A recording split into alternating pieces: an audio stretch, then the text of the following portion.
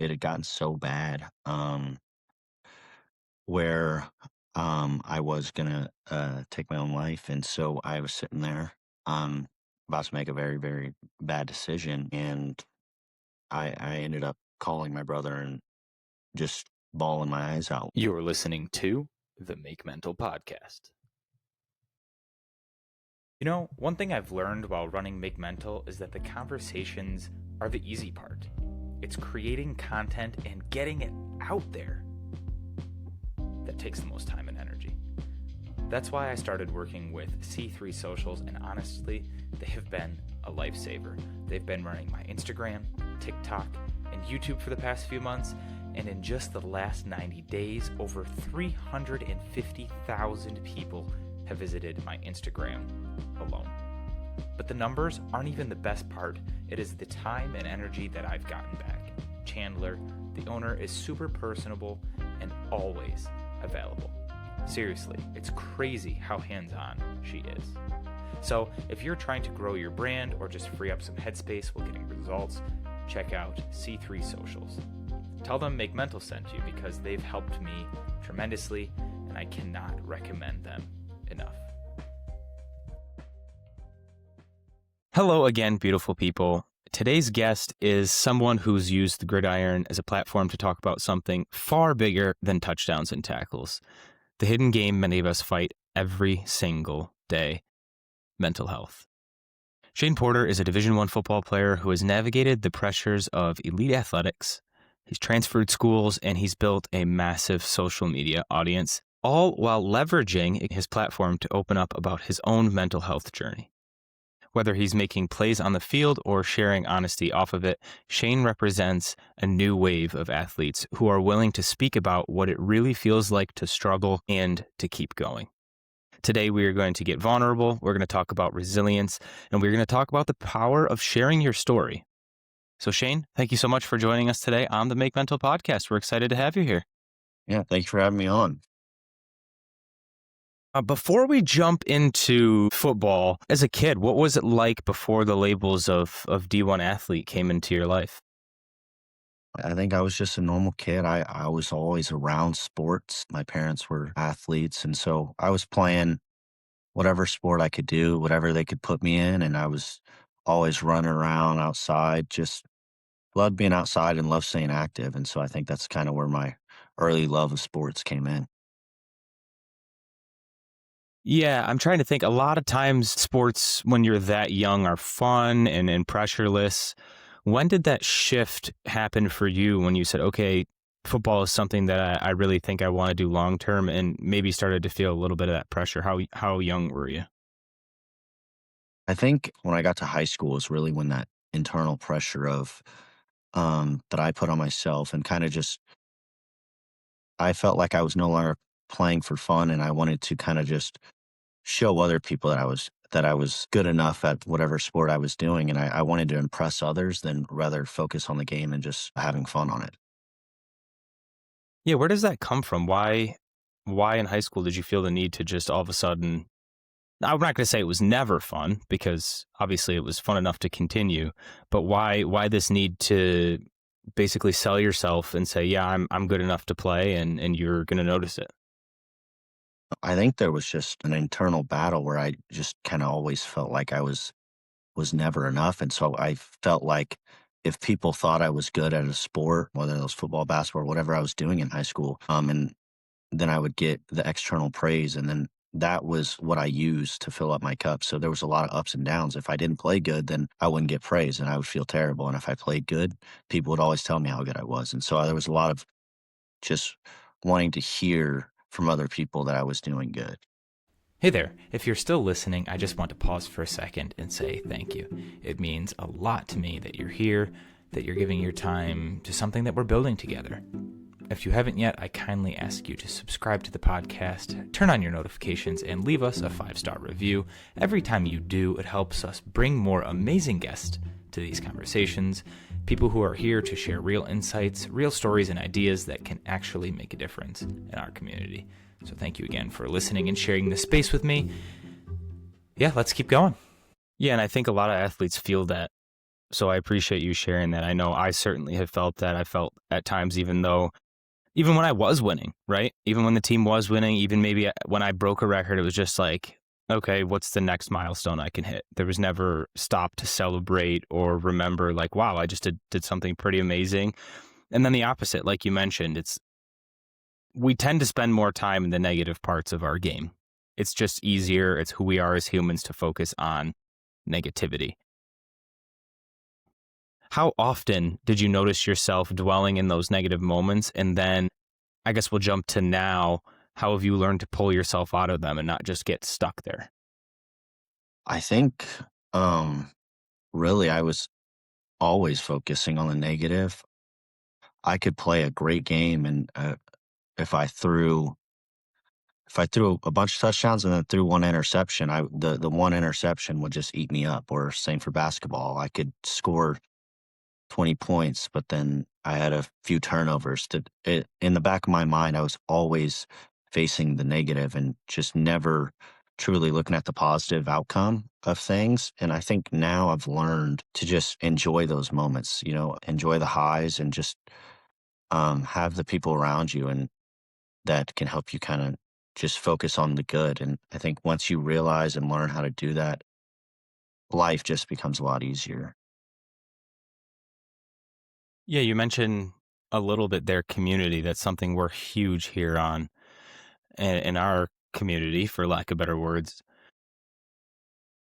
Was there a community in high school that supported you, or was it something that you kind of hid and didn't even want to admit to your community? Like, hey, I know I just played well, but I'm struggling still.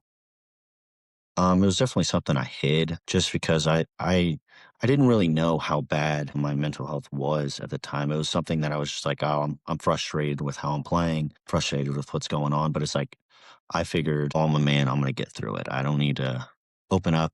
My problems. I don't want to put them on anyone else. And that's kind of where I was carrying a burden just by myself, and I didn't want to bother others. So I kind of just kept quiet.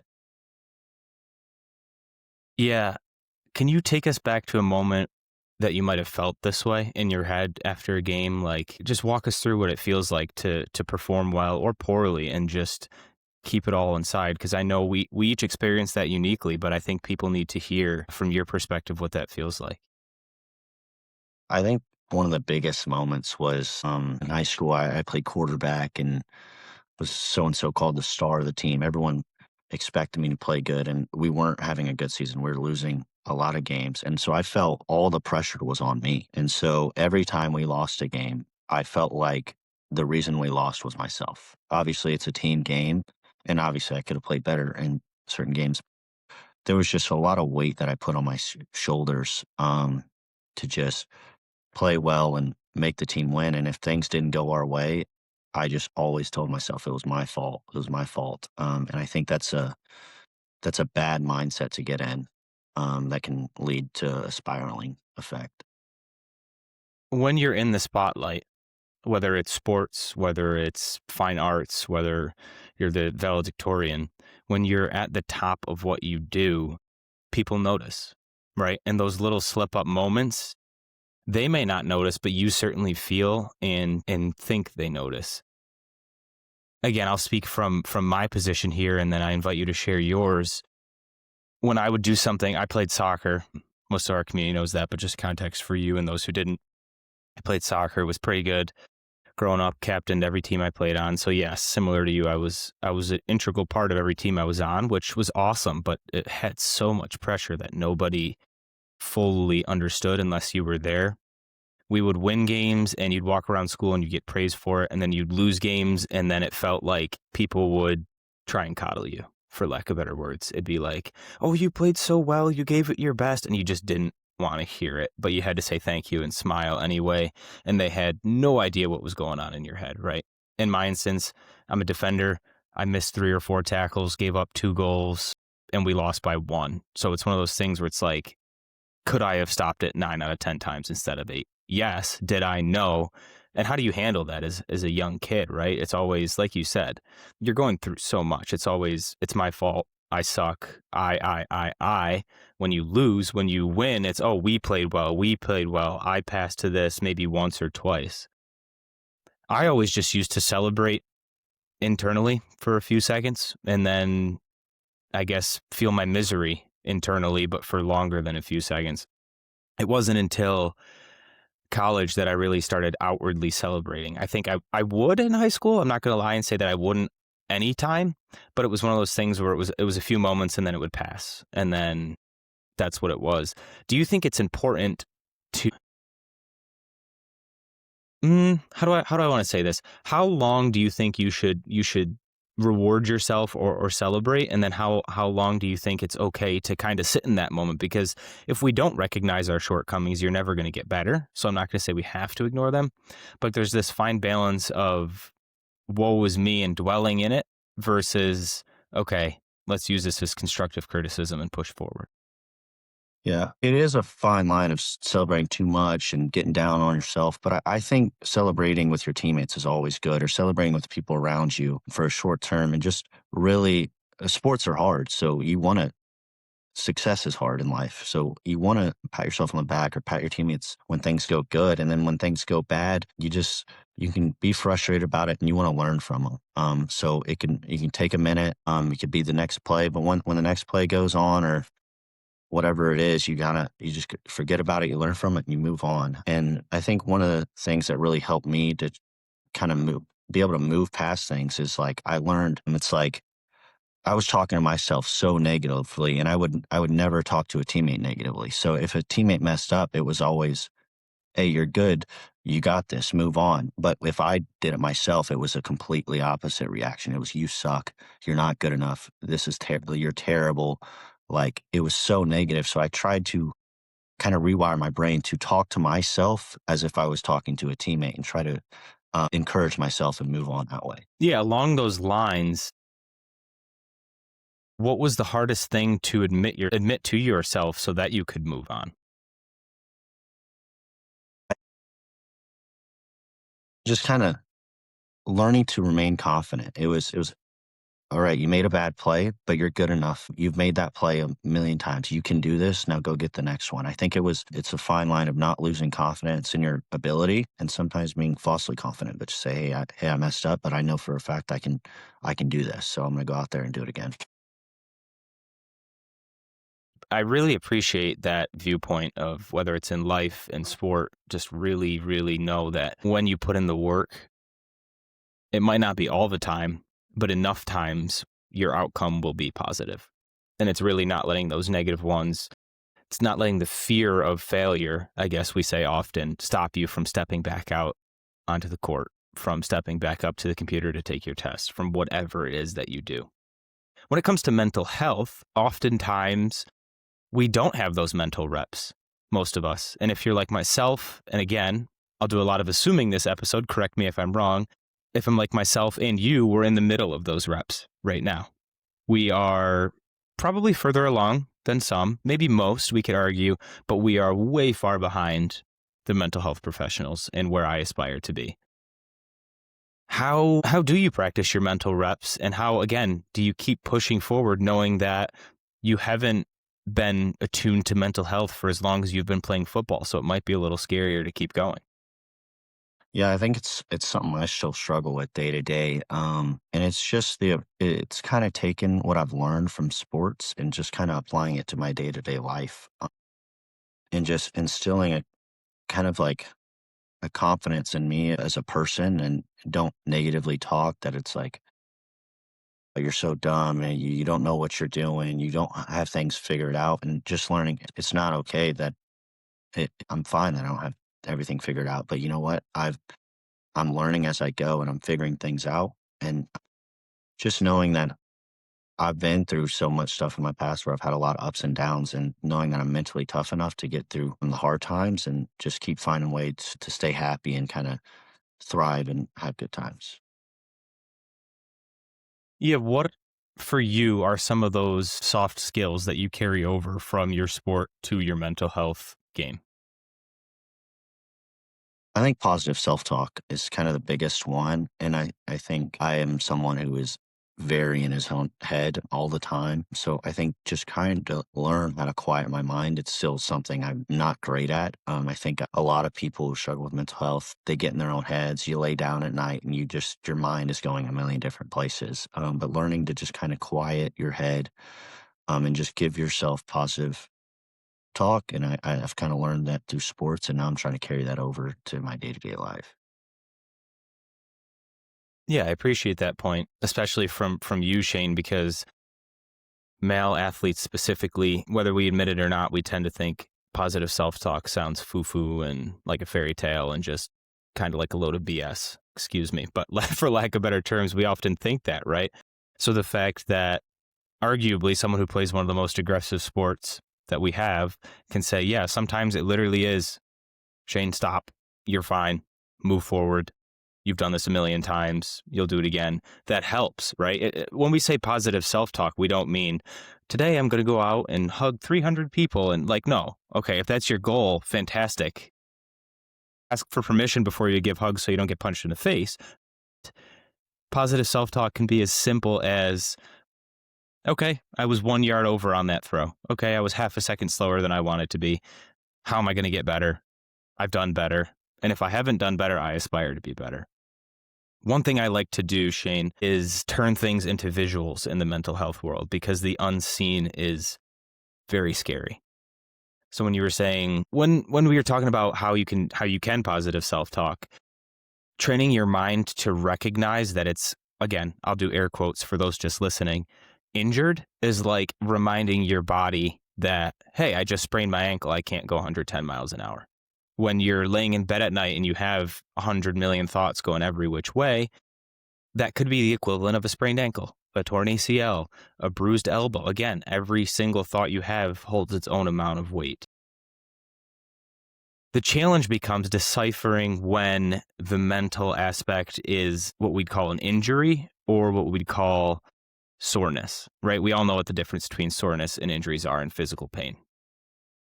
To you, what is the difference between soreness and injuries when it comes to mental pain? I think the soreness for me has been the little things, kind of the negative self talk that you're not enough. You're just not good enough. You didn't do well in football. You didn't do well in school or the project that I'm working on. And the injuries for me is, I would say, is the opening up and even just acknowledging the fact that I'm having these thoughts. I think the hardest thing for me and the biggest injury that I had to overcome was the opening up part. Because I didn't want to do that, and it was a hard thing for me to learn. And that's when I got the most emotional. Is when I was like, I can get through this by myself. I don't need anybody else. When really, um, it would have been so much easier to just talk to somebody. Yeah, why'd you decide to open up, Shane?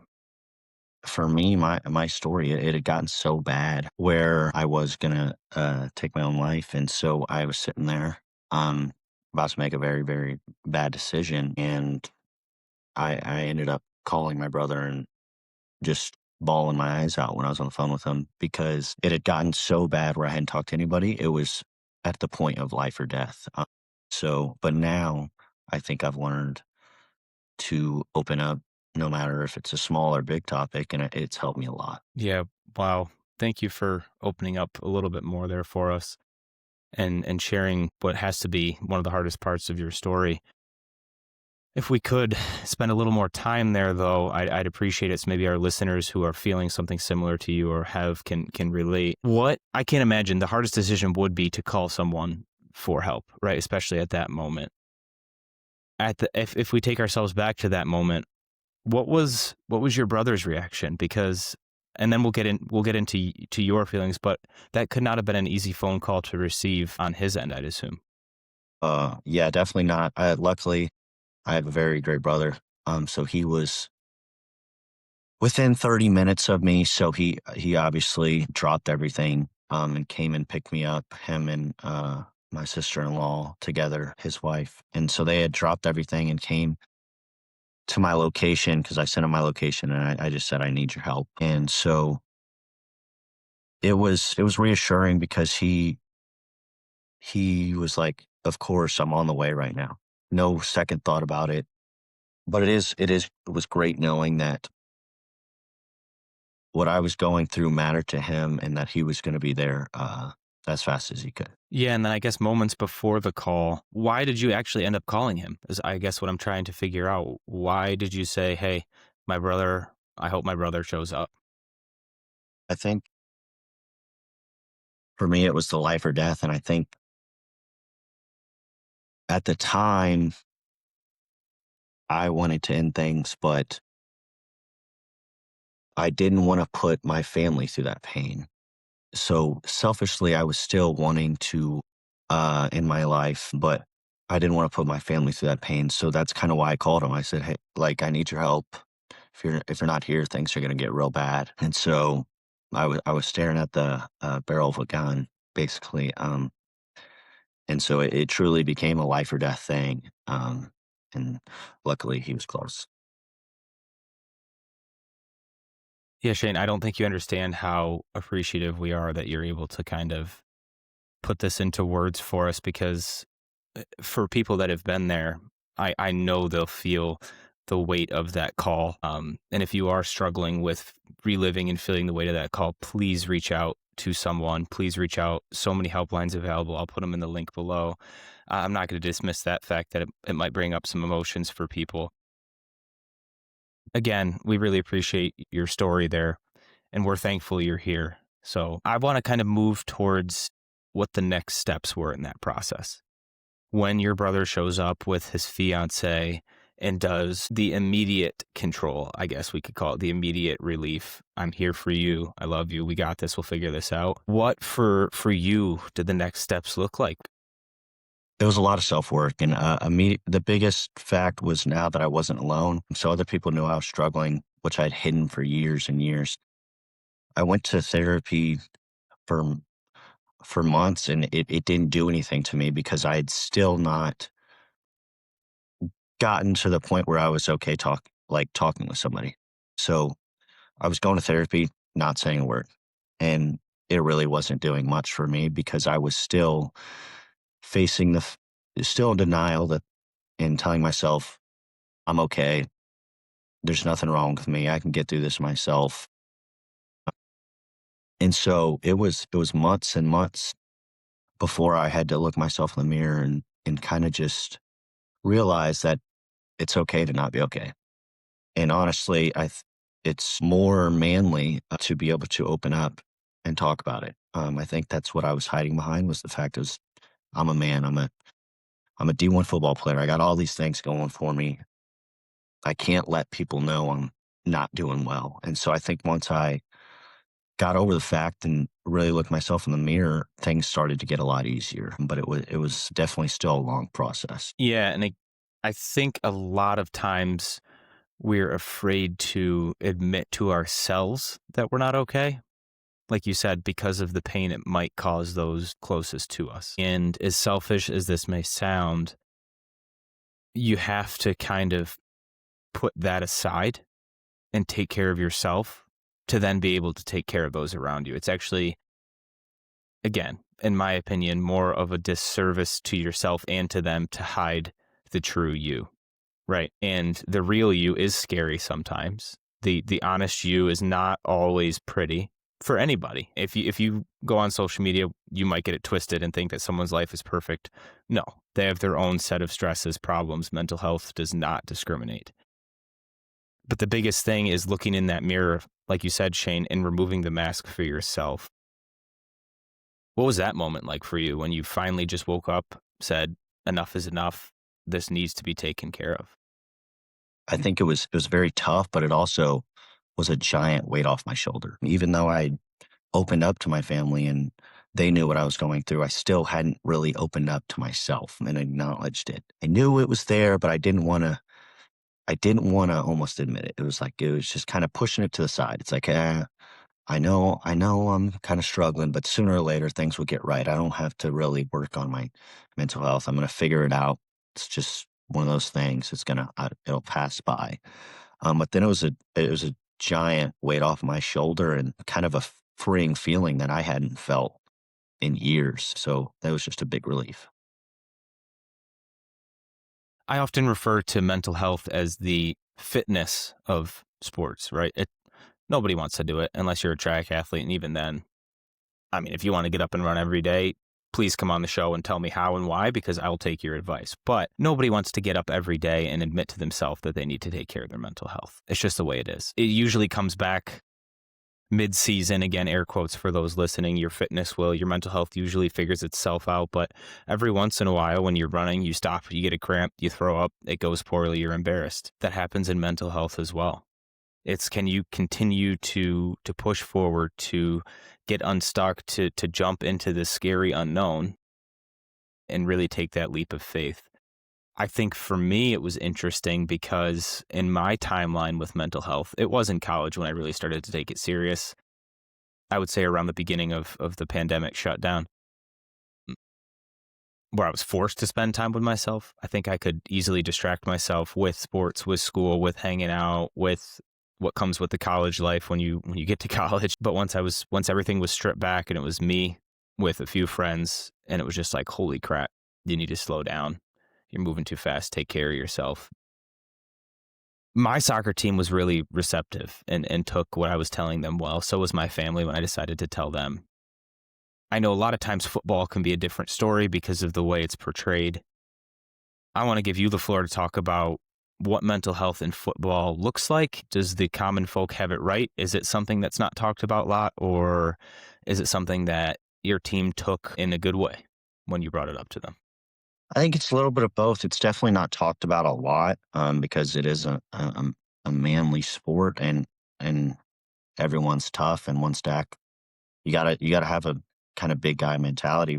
So it's not talked about enough. But I luckily had great teammates, and it was well received, by my roommates and teammates, and a lot of the guys, once I kind of shared my story and started to open up and talk about it, kind of share similar experiences, and none of them had even ever talked about it with anybody else. They didn't talk about it with their families, but they felt like they could talk to it with me.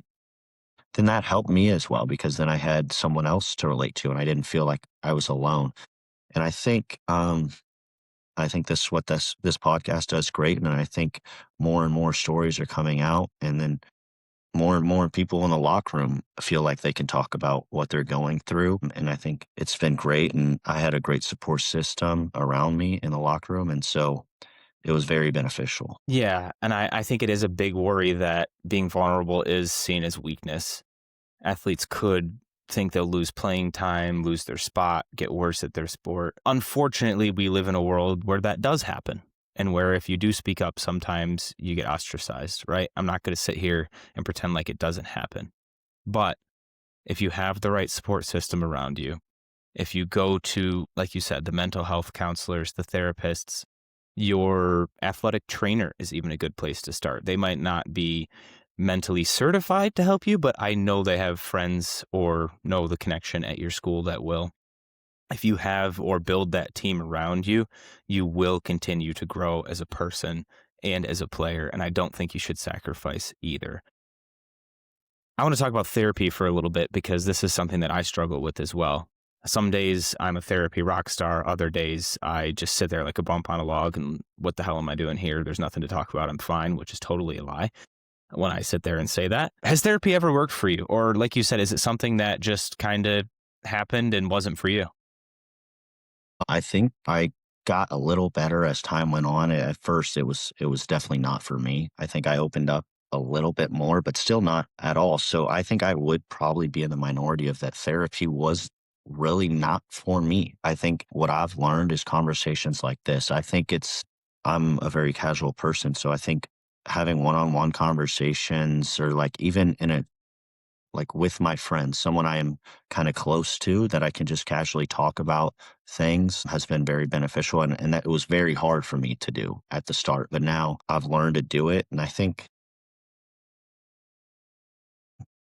everyone's different, but therapy for me, I just didn't have a relationship with the person, which all the therapists I had multiple, and every single one of them was very good at their job. They knew what they were doing. And I had successful sessions and stuff like that. But at the end of the day, me talking with my friends or my family just in a casual manner and doing things like this has been very helpful for me.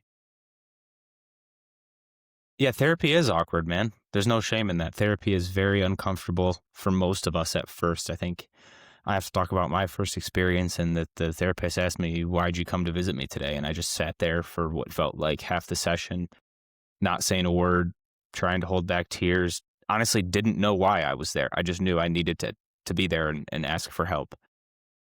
Totally okay. Again, therapist hopping. I don't know if that's the true term, but going from therapist to therapist, I used to call it dating different therapists, does help for some people. For other people, it doesn't. You have to, again, experience those to figure out what works for you. And there is something out there that does, whether it is a conversation with a friend, whether it is a platform like this, like The Hidden Opponent, like Morgan's Message. I'm just listing specific athletic ones. There's plenty out there. It's beautiful that you've been able to kind of find your lane in what works and share that with us and encourage. I hope it encourages others to do the same. When you speak on platforms like this, how do you decide how much of your story to share and why? Because in a world where it feels like you have to share everything and you have to be an open book, otherwise, if you're going to do it, otherwise you're failing, it has to have a lot of pressure. So I'm just curious, how do you share your story, but also keep some of the moments personal to you? I really try to share as much of my story as possible. Obviously, when I'm on social media and the way I get my story out to people is posting videos. You can only share so much in videos, but I think a lot of it has been posting videos and then people will talk to me directly. And if they have any other questions, just being open about what I went through and kind of just finding different ways to fully share my story through messages and support systems like that. Yeah, is that I guess what I'm trying to figure out is, do you think all of us should share every single part of our story, or do you think that's something that you really have to be ready to do before you just jump in and do it? Because I, th- I we've encouraged taking that leap of faith, but it requires a certain amount of prep, in my opinion. I'm curious of yours. 100% I agree with you. So I recorded the Silent Opponent, the kind of documentary about my story. I would have probably been last year at this time, but it was about 2 years after the incident happened. So it took me 2 years to even kind of build up the courage to be like, okay, this is what I wanted to do. And I think a lot of after the incident was it took months and months for me to even acknowledge the fact that was going through stuff, and then months and months of therapy, and then months and months of looking myself in the mirror, and then months and months of being like, okay, I'm finally ready to acknowledge and put it out in the world and share that I was not okay, and get to the point where it's like, okay, I think my story can help others. So it definitely takes time, and you just kind of hopefully as you grow as a person, you'll learn when the right time is for you. Yeah, and I speak directly to you here, Shane. That's a huge step in your journey, your personal mental health journey, which is, I commend you for. Again, just that recognition of, yep, I'm ready. It's going to be scary, but if it helps one person, even if that person is myself, again, selfishly, you have to do it. So I'm proud of you, and I appreciate the fact that you're at this point in your journey where you can share. What I want to know from you is, if there's a 15-year-old athlete listening to this right now, a senior, junior in high school, who felt or is feeling what you felt, what would you say to them? I would say it's okay to not be okay. Um, I think that was kind of the biggest motto for me as I've grown, was learning that it's okay to not be okay, and that everyone goes through their battles, and they don't have to be hidden. I think you can open up to whether it's a parent or friend and say, hey, I'm struggling, no matter how big or small, whatever you're going through, just know that you're not going through it alone. And there's millions of other people who are probably facing similar issues and would love to talk to you about it. Yeah, that's really powerful. I think a lot of athletes can see themselves in that and feel exactly what you're talking about, and then hopefully can start to feel the it's okay not to be okay part. And that doesn't, again, that doesn't mean that you just sit there and accept that you're not okay at the moment. It's the acknowledgement, it's the acceptance, and then my personal opinion, the action. And you can't skip a step. You can't just go right to the action because you won't even know what you're acting on. And then you can't acknowledge something you don't accept, right? You could think you can, but it snowballs and it leads to further problems down the road. And I'm speaking from a place of someone who's tried to do that, tried to Yeah. skip steps, as many athletes like our shortcuts, right? We like to get right to the success right away. I guess if you were to fast forward 15 years in the future now, what would you say to yourself at this moment? Would you still say it's okay not to be okay, or would you think you'd have a different motto going? It's a good question. I think that's probably one thing I'll live by, but I think 15 years later, I probably want to share my story even more. So I would probably tell my younger self, be more outgoing about it and be more open. I think that's something I struggle with because in general, I'm just kind of an introverted person. But I think the more you share, the more people you help, and the better personally you just feel. I think the more you take off your plate, it's just makes life easier in general. So I would probably just say open up more. Yeah, keep going. Keep going. Shane, I appreciate you more than you know right now, not just for the athlete you are, but for the person you're choosing to be in public with such a massive platform. Your story reminds me personally that there's strength in speaking out, right? The silent opponent only stays powerful if you stay quiet, if you stay silent. And I think we're reminded that from you today, and I think we need that reminder. If you're listening to this episode right now, it was meant to find you. I truly believe that. So if you are feeling anything, speaking out again, when you're at that point in your journey to share your story like Shane, I think that's beautiful. If you never get there, there's nothing wrong with you, right? Speaking out could be reaching out to your brother. Speaking out could be reaching out to your sister, to your best friend, to your caretaker, to your coach, to whoever you need to take that first step. You don't have to carry it alone. What I want to know is, last here from you, Shane, if there's one person in the entire world who you could give a hug to right now, who would you give it to? And I'd probably say my brother. I think my brother has helped me tremendously. He was there in my darkest times. I think the man he is, I tell everybody he's twice the man I am. So I think he's taught me a lot in terms of just being a man, being able to speak out about how I feel and just kind of just tell him thank you for being along, being by my side as I get through all these challenges. yeah, well, I'm sure he felt that hug and I'm sure he appreciates it. Shane, for those who listen to this episode and really could connect with you or are curious about following your journey, where can we find you on all the social medias, on all the good places? You can find me on Instagram at Shane Porter 2. On TikTok, it's just Shane_Porter. My Instagram, I have the silent opponent pinned. It's the first video on my profile.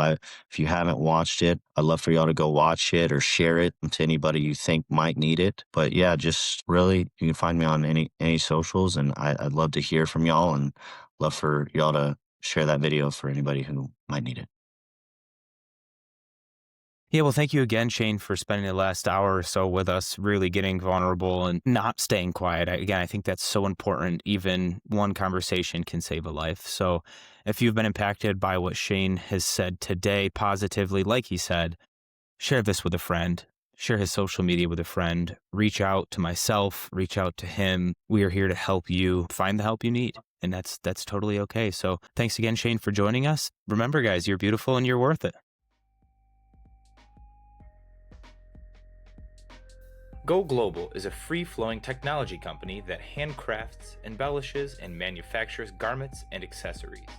Designed on the principles of people, places, and possibilities, Go Global reimagines fashion and is inspired by you, the people of the world.